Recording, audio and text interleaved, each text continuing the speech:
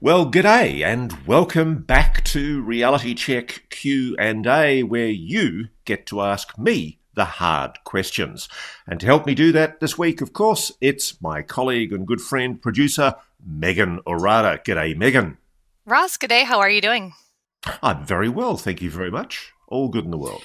I love to hear it. Let's start with our first question. We had a lot of viewer emails and comments on this from our last video, so we'll just start there. People want to know what you think about whistleblower Matthew Brown's recent tweet to Elon Musk. Now, the tweet is very long, so I will just read the top portion of it to tee up viewers who may not have read it, and then I'll link to it in the description box if you want to read the whole thing. But here's what he said to Elon. Hey, at Elon Musk, interested in a real asymmetric advantage to wield in this political adventure you have started. As you now know, the White House has long possessed a unique AI capable of accurately predicting a range of future events. Talk about some stiff opposition. Wow, okay. So the idea is that there's some kind of predictive AI, some kind of future-telling technology that's in the control of the White House. I mean, it's a hell of a claim, and I've seen absolutely no evidence of that, I have to say. What I have seen, and I noticed Jeremy Corbell referenced this in one of the comments that he made on a recent podcast commentary. What I am aware of is what's called sentient, which is an absolutely amazing system operated by the NRO, the National Reconnaissance Office. And Sentient is a very clever geospatial imaging AI system. And if you think about it, if you're looking at, say, Iran, and you want to know where big heavy trucks carrying components are going, you can look for tracks across the desert and measure the depth of the soil using synthetic aperture radar and then calculate how heavy those trucks are and what they must be carrying. Imagine if all of that's put into a predictive AI like the Sentient. By the way, the Sentient system, which is operated by NRO, they've declassified some of its documents, and it's a predictive AI. And one of the things that it discovered, doesn't say where it saw this, but I think it was in 2021, found a tic tac. This is what I always love, is that the people who selectively suggest that there is no evidence at all to support any evidence of tic tacs or anomalous technology, clearly, whatever the Sentient does, it appears to have picked up this object, saw it as obviously anomalous, and took a photograph of it with the satellite, and it describes it as a cylindrical tube, like a tic tac. So we've got this really interesting situation where there is this technology which is, I guess, predictive. I have to say, though, what I suspect Matthew Brown was inferring was something slightly more fantastical, which is this idea of something that can read the future. And I see no evidence of that at all. And I don't quite know also how he could have seen any evidence of such technology in the even compartmentalized top secret security access that he had while he was working for either DOD or the State Department. I'm hoping that at some stage Matthew will be given the opportunity to testify before the Congress under oath, and then we can get to hear more specifics of exactly what he says. There are, I guess, overtones of what was once called the looking glass. There's a long history in UFO stories, mythology, of claims made by a guy called Dan Burrish, a very controversial figure who, I think there's a splendid irony here, George Knapp was involved in debunking. Now, George is basically very dismissive of Dan Burrish's claims, and I'm not in a position to be able to comment one way or the other. I'd love to hear from people who can tell me if there's any truth to it. But basically, Dan Burrish came forward and claimed that he'd worked at Area 51, Nevada Test Range, with an alien called J-Rod, and that in the course of dealing with that alien, they were working at this facility with what was called the looking glass, which was an object that allowed them, some kind of alien technology that allowed them to look into the future and find out what was going to happen. I hope that's not what Matthew Brown's relying on to make this assertion. And I guess it's important that he be given the opportunity to prove what he says. I'll leave it at that. Okay, and we actually did have a question later for the Q&A on Birch and J-Rod, so I will skip that to save you from Sure. explaining yourself again, but I just want the viewers to know we did see that question come in. All right, next, let's go to Scott. He has a question about whistleblowers. Ross, the term whistleblower is thrown around a lot. In your opinion, if someone is told by the Pentagon what they can and cannot say, and they have not seen anything with their own eyes, can they really be a whistleblower? I feel they are PSYOP. Also, in my humble opinion, I feel that Bob Lazar is the only true whistleblower. What do you think? Thanks in advance, Scott. I actually think I disagree. You can be a whistleblower and be a patriot who doesn't want to compromise national security sensitive issues. And you can come forward, as people have done, as David Grush has done, as Jake Barber has done, and you can basically say, this is what I am going to intend to tell the public, the media and Congress about what I know. Tell me if there's anything in what I'm about to disclose that I shouldn't disclose because it's highly national security sensitive. Now, I appreciate to a lot of people out there, this may sound odd. It may sound crazy that somebody like, for example, David Grush might reveal that he's aware of a decades-long reverse engineering alien tech retrieval program. And people might say, well, David's not a whistleblower because he's gone through the Defense Office pre-publication security review assessment, the DOPSA. I disagree. I mean, I think that what David has done is avoid revealing capabilities. We have capabilities, the US, and when I say we, I also mean Australia, because a lot of it happens here in Australia at a place called Pine Gap.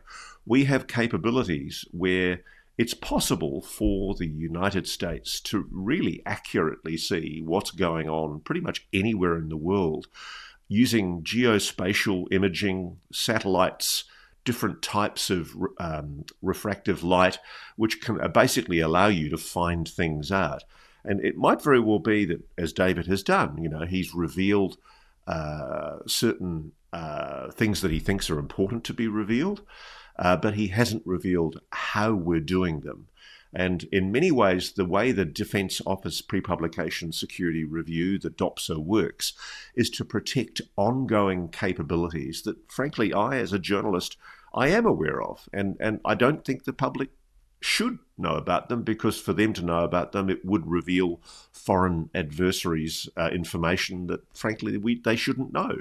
At a time like this, when we're in probably one of the most dangerous periods in human history, when there are superpowers poised in the Middle East ready to leap if things go badly wrong in Iran, I think it's very, very important that we make sure that we protect national security sensitive things that go beyond the simple revelations of the fact that the United States is involved in the retrieval of non-human technology. When you do that, you don't want to compromise things that are national security sensitive. And so, yes, I do think it's possible to be a whistleblower, somebody who is coming forward and revealing things that the government doesn't know, whilst at the same time making sure that you don't compromise things that you think are importantly national security sensitive that would be of benefit to foreign adversaries if they were revealed. I know it's a fine line, and I know that there will be people out there who scoff and say, well, how can that possibly be? But the simple fact is there's a very, very good reason for it. And in the course of my job as a journalist, I've become aware of things that I shouldn't be aware of that are national security sensitive, and I fully respect why they shouldn't be revealed. At the same time, I'm very supportive of whistleblowers who want to come forward with evidence of a criminal and illegal alien NHI tech retrieval and reverse engineering program. That should be being revealed because it's not being properly reported to Congress. All right, thank you, Russ. We had a lot of questions about the age of disclosure. Here's a question from Debbie. G'day, Russ and Megan. Thank you for your professional and informative show. Why isn't the age of disclosure aired yet on a major streaming service? Any thoughts on whether the military complex, military intelligence, and the deep state are working behind the scenes to make sure this movie doesn't get a wide public viewing? It seems highly suspicious that the public only sees the brief trailer on this important documentary. Thanks, Debbie. Look, I will agree that the failure to get the age of disclosure in the cinemas is a really sad situation. I think the public would be very, very interested to see this film. I haven't seen it. I've had very detailed accounts of it from friends of mine who were there at the Austin premiere. I think it was at South by Southwest, and it really blew people's socks off in Austin. Unfortunately, months and months and months have gone by, and it hasn't made it into the cinemas, and it hasn't made it yet onto a streamer. And unfortunately, I don't think it's a conspiracy. I don't think the national security state is deliberately obfuscating and stopping them from getting into the cinemas or the streamers. I think it's a simple fact that there is this perception that you, the public, aren't interested in stories like UAPs. And it drives a lot of the very dull A-type males who run news media organisations and streaming organisations across the United States in how they select what they think is put on TV or in the cinemas. And they're wrong. We all know they're wrong, because I know from the audience that I'm getting that there is a vast amount of interest in this subject. People want this story told, and they want the age of disclosure revealed. I want to see it. I share your pain, all of you. The two executive producers are Dan Farrer, who is a well-known California-based producer, and Lou Elizondo. And I know Lou's had some difficulties over the time, and these are now resolved. But the issue is whether Mr. Farrer is going to be able to negotiate what is probably more likely a streaming agreement with, say, a Netflix, an HBO, a Discovery, or a Nat Geo, one of those big streamers. It would be great to see it getting a run on one of the big streamers. And the best thing any of you could do is write to Amazon Prime, write to Netflix, write to Nat Geo and Discovery and say that this is the sort of content you want. Because right now there are a bunch of arrogant, haughty, hubristic tastemeisters in the world of non-fiction programming who think that you, the public, aren't interested in this stuff. And yes, it might help the national security state along the way, but I don't see any overt evidence of a conspiracy by the national security state to stop that show from running. If anyone knows different, please get in touch. Very interested to hear it. All right, Tastemeisters, that's a new one. We like to broaden the vocabulary, Megan. You're doing a great job at that, Ross. All right, we'll go to Tim.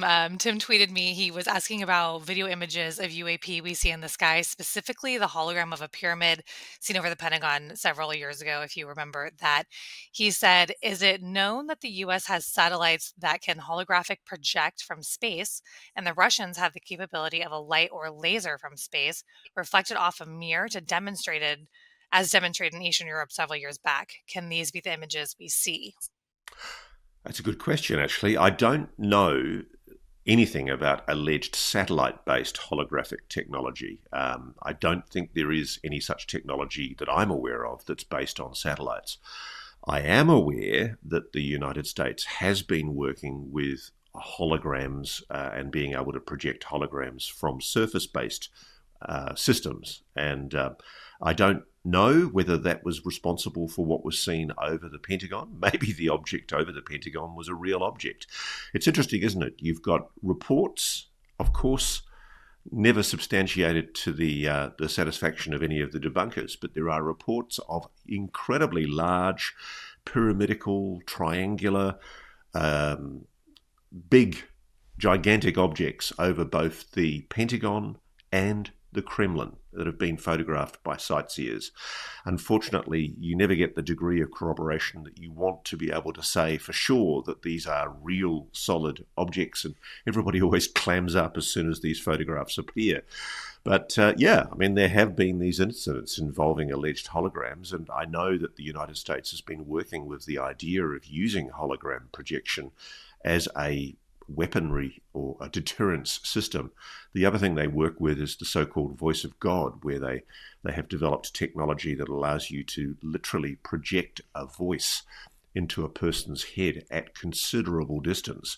And these so-called psychotronic weapons, even though people have tried to debunk this, are very, very real. And I keep on pulling people back to it, but go back to slide 9. Slide 9 was the briefing document with Thomas Modley, the Defence Undersecretary, a briefing by members of the UAP investigation team inside the Pentagon.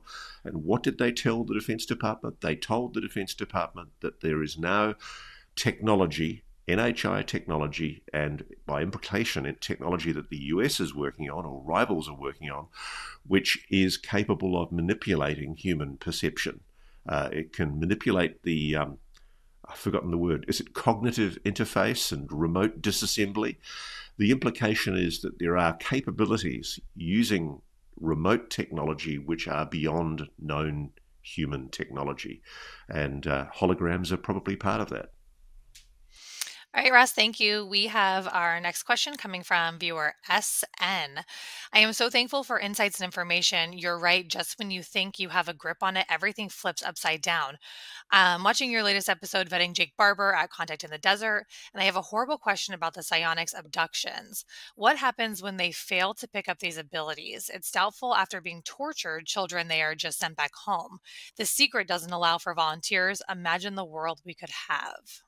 Oh, well, let's start with what you finished with. Imagine the world that we could have. Yeah, absolutely. I mean, I find it very depressing. I'm increasingly convinced that the United States and other countries are sitting on strong evidence of breakthrough technologies, not just propulsion systems, but also energy systems that could revolutionize how we use energy on this planet. And yes, it is very depressing, but it's also very depressing how these young people, particularly prepubescent kids who apparently have very plastic brains that are malleable and capable of being trained for the purposes of psionics. There have been a number of children, I've spoken to some of them as adults, who've gone through what has been described to me as an absolutely terrifying program where, yes, multiple such children independently as adults verify to me that they were put under what you can only describe as torture, electric shocks, rectal probes placed up their bottoms in order to induce a hemispheric synchronization of the brain. I can't believe that in this day and age such things have been going on. And yes, I'm still in the process of investigating it. But yes, they have let these kids go, because if you think about it, if a kid goes home to mum and dad and says, oh, mum and dad, that special school you sent me to, I was being tortured by men in white jackets, what are mum and dad going to do? They're going to be very, very skeptical. And it's just like child abuse. It's just like when children say they've been victims of horrible sexual abuse. Sadly, all too often, they don't get believed. And one of the things I've noticed as well about a lot of these people that have suffered this treatment, a lot of them have come from broken homes. They're very vulnerable families. And there is, I think, a degree of, frankly, malevolence in the way that the state has selected children whom it put into this program. And believe me, we are aggressively investigating this like a dog on a bone. It's not going to go away. We know the names of some of the scientists and people involved. We know the names of the corporations, and we know the agencies involved. I'm very slowly working on this, and if anyone has any further information, you are very welcome to get in touch with me. All right, thank you, Russ. Our next question. Hi, Russ. Do you think that when space tourism eventually gets rolled out to more people, we will start getting reports and videos of strange sightings from passengers? Or do you think that the prospect of this scenario will prompt governments to try to restrict the industry? Regards, Anthony. Well, we already are. I mean, I'm amazed how many astronauts, when you actually look at the number of astronauts that have reported anomalous phenomena outside of their spacecraft, I'm amazed how many astronauts have reported anomalous phenomena. And yes, I agree with you. It's only a matter of time as space tourism opens up before people will start seeing the very kind of anomalous phenomena that some astronauts have been reporting for years. I refer people, for example, to the claims made by astronaut Corey. Is it Corey or Story Musgrave? I'm really intrigued by what he's described. He described almost lifelike, almost like organic creatures outside the spacecraft that appeared to be like snakes hovering in orbit outside of the spacecraft. These reports have been made and they will be made. And I think That's why there's a time scale, I think a time limit on how long this secret can be kept, because not just in orbit, the NHI, whatever they are, they're making themselves far more overt. I think there's a show going on, and I think they're very slowly turning up the heat on countries like the US, Russia, and China that have been suppressing this secret for so long. They want you to know about them. All right, we will go to Christian in Texas. Hi, Ross and Megan. Thank you for your excellent work diving into topics that the public wants and needs to know. Ross, when one begins looking into the history of global UFO UAP sightings, one invariably comes across the controversial Billy Meier case. I have never heard your assessment of this, and if you have a take on its authenticity. Phil Schneider, whom you spoke about in the last Q&A, has mentioned that CIA are aware that some contacts were real. Astronaut Gordon Cooper describes Meier's photographs as, quote, absolutely authentic, and that efforts have been made to make them look fake. There have been some smart voices on the subject who seem to be dismissive of this case. What is your opinion? It's almost impossible to know, frankly. I mean, the Billy Meier photographs, you can just Google Billy Meier, Myer, and they are extraordinarily clear, high resolution images. I think they were in Switzerland from memory, of him taking these extraordinary images of what look like metallic hat-shaped discs that are hovering over what looks like a beautiful Swiss countryside. Is it Meier? I think I've forgotten the Yes. pronunciation. Yeah, Yeah, Meier. Meier. But they're extraordinary images. And frankly, I don't know. I really don't know anything about them. If there's anybody that can substantiate them for me, I'd love to hear it. I've had people approach me who were friends of Billy Meier who've told me that they believed that Billy was telling the truth. But ultimately, how do you verify something like that when you've got a photograph of an object that was taken? Apparently, all of his objects were taken on film camera, and unless you're there to verify that there's not some trick being used, like suspending a disc on fishing line or something like that, it's almost impossible to verify one way or the other. I will tell you, I've had people from inside the United States intelligence community tell me I should look at the Billy Meier photographs. And ultimately, it's just impossible to know unless you've got external independent ways of corroborating it. Okay, thank you, Russ. And we will go to our next question. This comes from Mike. Hi, Russ and Megan. I appreciate all your hard work that you have been doing. Until 3 years ago, I lived in Cambowarra, New South Wales, Australia, and now retired to Thailand. I was watching your latest report on Reality Check regarding the Wall Street Journal article. My question: have you heard or been given information from your sources regarding secret experimental government anti-gravity disc-shaped vehicles in southern Germany? This is the USAF based in Ramstein, or any other parts of the world, Michael. I certainly am aware of United States experiments involving anti-gravity. I do believe that the United States has probably cracked anti-gravity. I'm not aware of any specific experiments at Ramstein, which is a huge Air Force base that I've actually been to in Germany. It's the sort of through point to Afghanistan for a lot of US forces during that war. It's also where people were medevaced back to for treatment.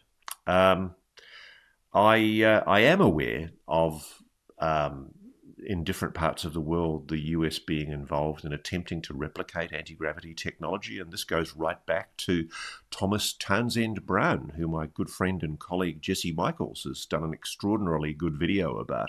I commend it to you. Go to American Alchemy, put in Thomas Townsend Brown, and there's a great documentary that Jesse's done about this. It's quite obvious that the United States has been working on anti-gravity right through the 50s, the 60s, and then it all went dark. And the reason it went dark, I think, is because they had a breakthrough and it was all buried. And I agree with Eric Weinstein that there's been a manipulation of modern physics to try to stop modern physics from discovering what the United States has discovered in the black. And this is one of the issues that really infuriates me, is that I've spoken to people inside the US military and intelligence community who tell me that the US is suppressing enormous scientific breakthroughs in order to give itself a strategic advantage against its foreign adversaries. And in the course of doing that, it's holding the world back from discoveries that could quite literally take us to the stars, energy and propulsion systems that could revolutionize the planet. It is a tragedy, and I just wish there was more openness, and I wish I could understand why the secrecy.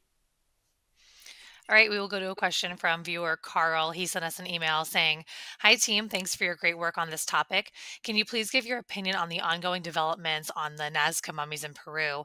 I have not heard you speak on this topic. There does appear to be some legitimate research being done on these corpses, including the work of American forensic odontologist Dr. John McDowell. Regards, Carl."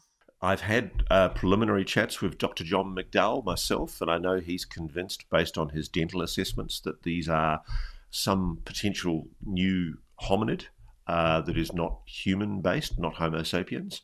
I'm also in touch with people in Mexico who've been involved in doing the research, and I'm also in touch with people in Peru. Suffice to say, you will be hearing more from me on this very shortly. All right, what a tease. We love it. Our next our next viewer question comes from Ro. "Hi, I'm a big fan of your channel and regularly listen to podcasts and discussions around NHIs and consciousness. What's your take on crop circles? I used to assume they were all man-made, just board and rope, but some seem more complex. In a few cases, the stalks appear woven rather than flattened, and nodes or joints seem elongated where the bending happens. Have you come across anything interesting about this phenomenon?" I've been waiting for somebody to ask me this question because I actually have some knowledge about this. I was on a TV show in Australia that interviewed the two English gentlemen who claimed to have been responsible for all of the crop circles. And they were literally two blokes with a long wooden plank and a couple of ropes. And they claimed that they had manufactured a lot of the crop circles in and around Wiltshire. And it went huge in the British media at the time, and we in Australia loved quirky stories like this for our Australian TV show, and so we interviewed these blokes. And frankly, I think they're a couple of bullshitters. I don't believe them for a moment. I think that there are real crop circles. I think there is a manifestation that has been happening for probably hundreds, if not thousands of years in fields, not just around the UK. It also happens here in Australia. And there are aspects to crop circles that I do find intriguing. I defy anyone to do the kind of extraordinarily detailed crop circle shapes that have appeared in recent years, including one I'm thinking of, which is an alien face shape, which would just be near impossible to replicate in a field at night with a plank and a couple of bits of rope. It's just absurd for people to say that these shapes, whatever they are, have been created by humans. Yes, there are some dunderheads that have gone out there and attempted to show that it's possible to do this. And yes, it is possible to flatten a bit of grass with a plank and attempt to at least emulate at least some of what these beautiful patterns do. But I actually suggest people go and have a look at some of the imagery on Google. Just Google it and have a look at it. There is no way you could construct something like these beautiful shapes and formations randomly in the middle of the night without lights. There are, people walking around Wiltshire and different parts of Shropshire looking to try and catch anybody that might be doing this. And one of the best things that I've seen is a video that does appear to show anomalous objects creating crop circles in real time. I think this should be taken seriously. It should be being investigated. Is something trying to message us? And if it is, what are those messages saying? Again, I've had people suggest to me that the crop circle issue should be taken more seriously. Is something trying to communicate with us? I don't know. I don't have a definitive view one way or the other, but I would genuinely love to go crop circle chasing in the Wiltshire countryside in the UK one day. It sounds like a splendid way to end up in a pub at the end of the day and sit in front of a warm fire and tell manly stories about crop circles. So whatever happens, it's good fun chasing them. But I'm intrigued by the subject matter. I haven't had an opportunity to get on the ground there and do the research myself, and frankly, that's the way I try and assess things for my own benefit. I'd like to go there myself and do my own inquiries. All right, Ross, I'll make note of that and make a travel budget for you. Uh, Fantastic, Megan. Let's go. Let's do it. All right, here we go. One more. Hello, Ross. I have a question about UFO, UAP, NHI that might or might not be anything, but would like to know if there might be any correlation between leaking information or disclosure and world events that cause distraction from the topic of UFO, UAP, NHI.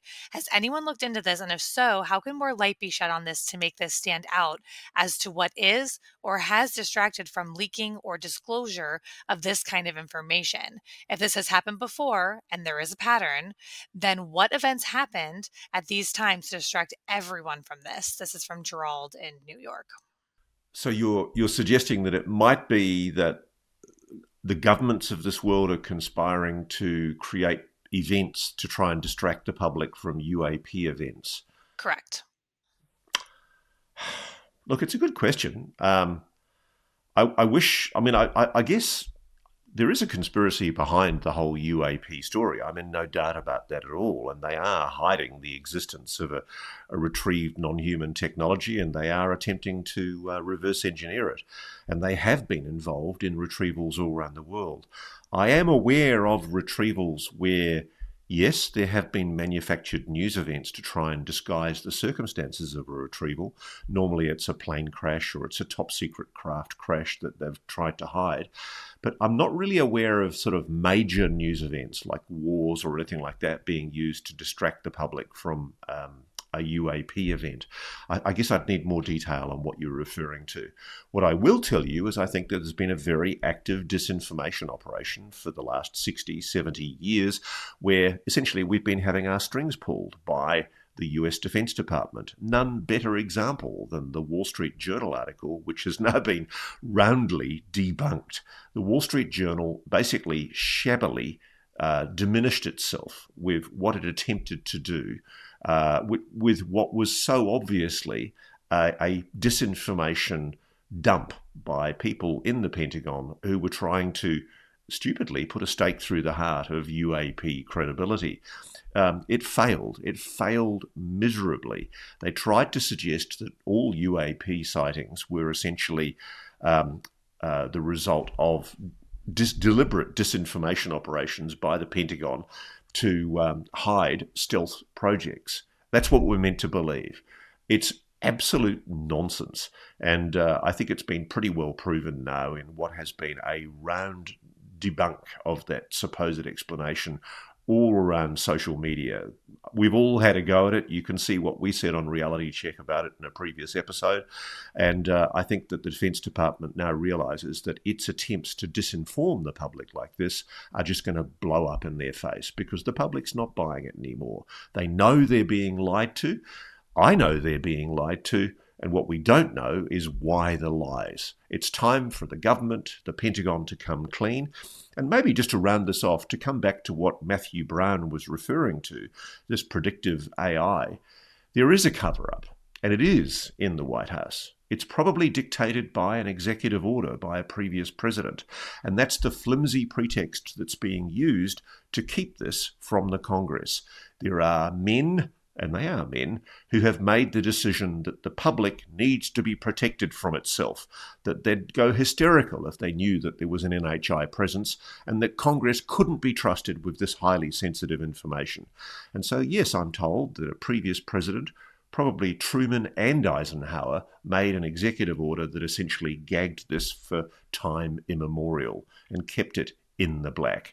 The simple fact is that's illegal, and there's been an active criminal, illegal disinformation operation run against the American public by the Defense Department and intelligence community for 60, 70 years, and it's time it came to an end. They all need to read Executive Order 12333, which forbids intelligence operations, including disinformation, against the American people. Okay, Ross, you are free. That was the last one for today. Rant over. Good to see you, Megan, and have a lovely weekend. You too as well, Ross, but I can't let you go just yet. You have to give the email address.